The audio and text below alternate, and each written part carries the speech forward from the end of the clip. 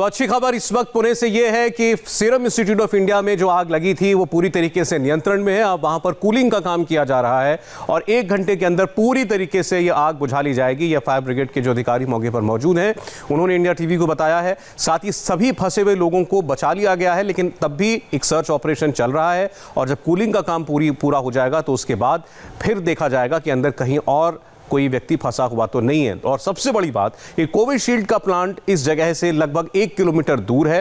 वो बिल्कुल एक सेपरेट यूनिट है, एक अलग प्लांट है। उसकी इमारत बहुत दूर है इस जगह से जहां पर आग लगी है और इसका कोविशील्ड की प्रोडक्शन पर किसी भी तरीके से कोई प्रभाव नहीं पड़ने जा रहा।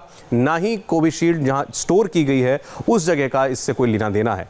और आधार पूनावाला जो कि सीरम इंस्टीट्यूट के सीईओ हैं, उन्होंने भी ट्वीट किया आपसे थोड़ी देर पहले और उन्होंने हर किसी का शुक्रिया अदा किया उनके कंसर्न के लिए, उनकी दुआओं के लिए। और उन्होंने लिखा है कि सबसे बड़ी बात यह है कि कोई जान नहीं गई, किसी को गंभीर चोट नहीं आई।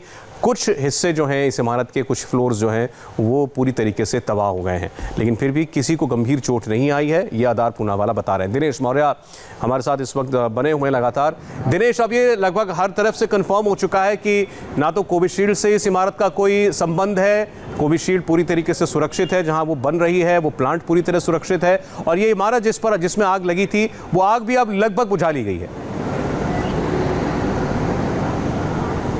जी बिल्कुल, देखिए आग पर लगभग काबू पा लिया गया है। ये आधिकारिक बयान मुख्यमंत्री कार्यालय की तरफ से दिया गया है। कूलिंग ऑपरेशन का काम जारी है और वो भी कुछ देर में पूरा कर लिया जाएगा। पुणे पुलिस की अगर माने तो 1 घंटा और लग सकता है आग पर पूरी तरह से काबू पाने के लिए। कूलिंग ऑपरेशन का काम एक हिस्से में शुरू हो गया और जैसे कि मैंने पहले बताया था, first phase of search operation इमारत में जो वो पूरा हो चुका है। घंटे भर बाद जो है दूसरे दौर का जो सर्च ऑपरेशन होगा वो चेक किया जाएगा, क्योंकि 5 मंजिला इमारत है। हर एक फ्लोर पर, हर एक लॉबी गैलरी में जाके जो है चेक किया जाएगी क्या अगर गलती से अगर कोई भी मजदूर कहीं फंसा होगा तो उसे जो है ढूंढ लिया जाए। तो ये एहतियातन कदम होता है, जब भी कभी इस तरह की कोई घटना होती है, आग लगती है, तब ये नॉर्मल प्रोसीजर होता है, उसका पालन जो है पुणे पुलिस करने वाली, दमकल कर्मचारी भी करने वाली है। और इसके अलावा जो हम कह रहे हैं कि ये आग लगी कैसे, क्योंकि तमाम तरह के एहतियात बरते जाते हैं और ये प्लान का काम वहाँ पर हो रहा था बड़े पैमाने पर। बाहर से जो कॉन्ट्रैक्टर जिन्हें कॉन्ट्रैक्ट दिया गया था उनके साथ कर्मचारी आए थे, वो जहाँ पर काम कर रहे थे वहाँ से ये आग की शुरुआत होती है। और देखिए